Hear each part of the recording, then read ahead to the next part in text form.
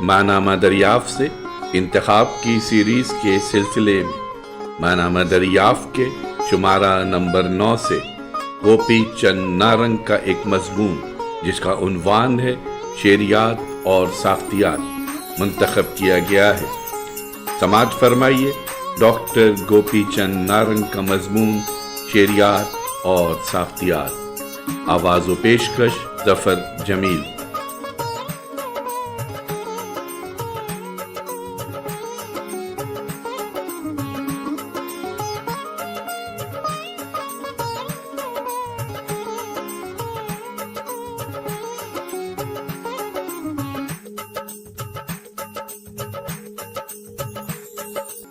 اس سے صاف ظاہر ہے کہ عمودی جہت جو استعاراتی جہت ہے یعنی تبدل کی جہت ہے، مجاز کو یعنی علامت، پیکر، کنایہ، رمز و ایما سب کو حاوی ہے اور اصلاً یک زمانی ہے۔ اس کے برعکس افقی جہت زمانی یعنی تاریخی جہت ہے اور یہ نوعیت کے اعتبار سے تلازماتی یعنی ارتباطی اور انسلاکی ہے۔ یہاں عمودی جہت میں لفظ انتخابی بہت اہم ہے، یعنی استعاراتی جہت نوعیت کے اعتبار سے اختیاری ہے، جبکہ افقی جہت لازمیت کی جہت ہے۔ عمودی جہت پر لفظ کے انتخاب کے ساتھ ساتھ افقی جہت پر لفظ معنیاتی یا صرفی یا نحوی لازمیت کے رشتے سے وارد ہوتے ہیں۔ شاعری میں مرادفیت، رعایتوں یا نسبتوں کا عمل اسی لسانی کارکردگی سے جڑا ہوا ہے۔ جیکبسن کا کہنا ہے کہ یہ فرق یعنی زبان کی ان دو جہات کی کارفرمائی ادبی تخلیقی سطح پر حد درجہ اہمیت کی حامل ہے اور ادب کی نوعیت کو متعین کرنے میں بنیادی کردار ادا کرتی ہے۔ ادبی فن پاروں میں متن کی ایک سے دوسری کڑی تک یا تو مماثلت کا رشتہ ہوتا ہے یا تلازمیت کا، یعنی اظہار کی نوعیت یا تو مماثلتی، استعاراتی، علامتی ہوتی ہے یا تلازمیت کی وجہ سے انسلاکی، وضاحتی۔ ان بنیادی خصائص کی بنا پر مختلف اسالیب کی اظہاری ترجیحات کا تعین کیا جا سکتا ہے اور ان کے معنیاتی اور اسلوبیاتی امتیازات کی نشاندہی ممکن ہے۔ مزید ثبوت دیتے ہوئے جیکبسن کہتا ہے کہ لفظ کے استعمال کا یہ فرق تاریخی ادوار، ادبی دبستانوں اور تحریکوں تک میں ملتا ہے۔ مثال کے طور پر رومانیت، رومانٹسزم کی تحریک اور علامت پسندی، سمبولزم کی تحریک میں استعاراتی، علامتی پیرایہ حاوی ہے۔ اس کے مقابلے میں حقیقت پسندی، ریئلزم کے بارے میں پوری طرح معلوم ہے کہ اس کی اظہاری ترجیحات تلازمیت اور انسلاکیت پر مبنی ہیں اور اس کا ادبی پیرایہ بیان استعاراتی کے مقابلے پر وضاحتی ہے۔ یوں عمل اور رد عمل کا سلسلہ بھی جاری رہتا ہے، یعنی استعاراتی اظہار کے بعد وضاحتی اظہار پر زور ملتا ہے اور پھر استعاراتی اظہار نمایاں ہونے لگتا ہے۔ حقیقت پسندی کا رجحان رومانیت کے بعد پیدا ہوا اور جب حقیقت پسندی کو فروغ ہوا تو اس پر علامت پسندی غالب آنے لگی۔ حقیقت نگار فنکاروں کے یہاں خارجی تفصیل اور جزویات پر توجہ ملتی ہے۔ اس کی وجہ انسلاکیت اور تلازمیت کا یہی میلان ہے۔ یہ بات پوری طرح ثابت ہے کہ رومانیت، رومانٹسزم کے زمانے میں استعاراتی اسلوب کا بول بالا تھا، جبکہ حقیقت پسندی، ریئلزم کی پہچان اس کے نسبتاً وضاحتی انسلاکی اسلوب سے ہوتی ہے۔ یہی معاملہ علامت نگاری، سمبولزم کا ہے۔ علامت نگاری میں ایک بار پھر استعاراتی اسلوب کو بالادستی حاصل ہو گئی۔ ڈیوڈ لاج نے اپنی کتاب دی موڈس آف ماڈرن رائٹنگ 1977 میں جیکبسن کے ان خیالات کی روشنی میں یہ نتیجہ اخذ کیا ہے کہ جدیدیت اور علامت نگاری بنیادی طور پر استعاراتی ہیں اور غیر جدیدیت کا ادب بالعموم حقیقت پسندانہ اور انصلاح کی نوعیت کا ہے۔ جیکبسن ایک اور نقطے کی طرف بھی توجہ دلاتا ہے، وہ یہ کہ تخلیقی زبان اپنا اظہاری قالب تراشنے کے لیے انتخابی محور استعاراتی جہت اور ارتباطی محور انصلاح کی جہت دونوں سے زیادہ کام لیتی ہے۔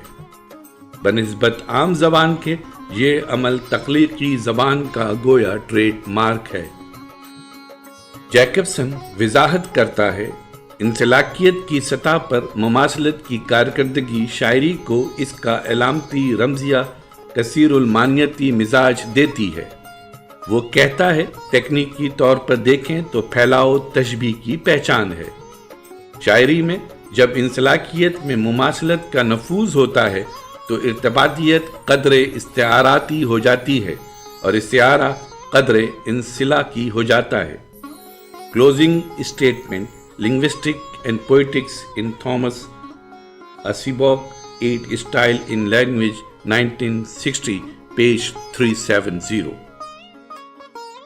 روسی حیات پسندوں کے ضمن میں ہم مسکارسی کے اس خیال سے بحث کر آئے ہیں کہ زبان کا تخلیقی استعمال فن پارے میں زبان کو پیش منظر میں لے آتا ہے، یعنی اظہاری عمل اپنے آپ کو نمایاں کرتا ہے۔ جیکبسن اس پر اضافہ کرتے ہوئے کہتا ہے کہ شاعری کی تخلیقی زبان میں استعاراتی پہلو نمایاں رہتا ہے، نثر کی تخلیقی زبان میں انسلاکی پہلو زیادہ حاوی رہتا ہے۔ یہی وجہ ہے کہ مرادفیت ایکویولنس شاعری میں اس قدر اہمیت رکھتی ہے۔ متوازیت بھی مرادفیت کا ایک رخ ہے۔ ردیف و قوافی، اصوات اور اوزان و بحور میں تکرار و متوازیت کی جو اہمیت ہے وہ اسی قبیل سے ہے۔ جیکبسن کے الفاظ میں مماثلت کا اصول شاعری کی جان ہے۔ مصرعوں کا برابر ہونا، اوزان و بحور کا مساوی ہونا، دہرانے کا عمل، ردیف و قافیے کی تکرار، سب اسی رشتے سے بندھے ہوئے ہیں۔ اس کے برعکس نثر بالعموم لفظوں کے انسلاک سے اپنا سفر طے کرتی ہے۔ پس شاعری کے لیے استعارہ اور نثر کے لیے انسلاکیت محفوظ ترین راہ عمل ہے۔ Fundamentals of language page 95 and 96۔ یہ بات غور طلب ہے کہ جیکبسن کا شعری پن پوئٹیکلنس کا نظریہ صرف شاعری کی زبان کے لیے نہیں ہے بلکہ نثر کے لیے بھی ہے۔ خاطر نشان رہے کہ شعری تفاعل ہر طرح کی ادبی زبان کی پہچان ہے، اور یہ صرف شعراء کی جاگیر نہیں ہے، البتہ ادب کے دوسرے ظواہر کی بنسبت شاعری میں زبان کا شعری تفاعل اعلیٰ ترین درجے پر ملتا ہے۔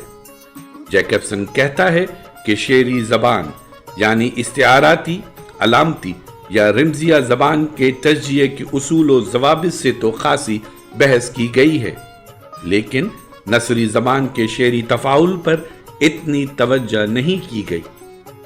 جیکبسن کا بیان ہے کہ حقیقت پسندانہ ادب جو زبان کی تلازماتی انسلاک کی خصوصیات سے جڑا ہوا ہے، اس کے تجزیے کے لیے اصول ابھی وضع نہیں ہوئے، حالانکہ وہی لسانیاتی طریقہ کار جو شاعری کی زبان کے لیے برتا جاتا ہے، نثر کی زبان کے تجزیے کے لیے بھی برتا جا سکتا ہے۔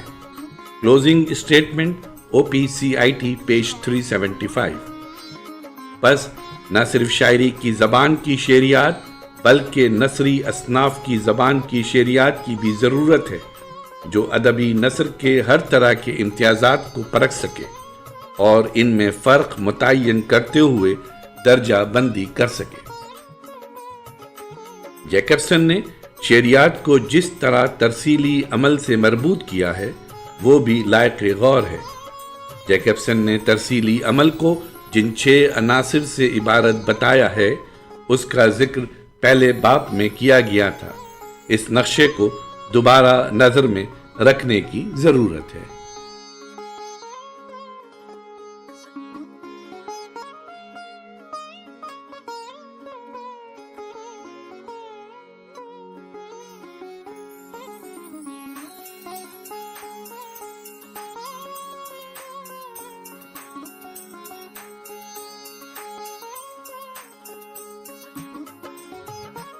یہاں جس چیز پر زور دینے کی ضرورت ہے وہ یہ ہے کہ فقط پیغام ہی سے معنی کی تمام تر ترسیل نہیں ہو جاتی، بلکہ معنی کی ترسیل میں تناظر، رابطے، لسانی کوڈ اور مخاطب کا بھی عمل دخل رہتا ہے۔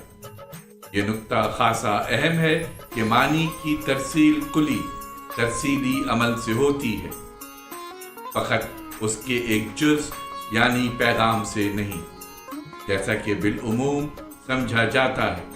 اس کے ثبوت میں جیکبسن یہ کہتا ہے کہ دنیا کی کئی زبانوں میں ایسے صرفی و نحوی عناصر ہیں جو بذاتی کوئی معنی نہیں رکھتے، لیکن جب انہیں کسی تناظر میں رکھا جاتا ہے تو وہ بامعنی ہو جاتے ہیں۔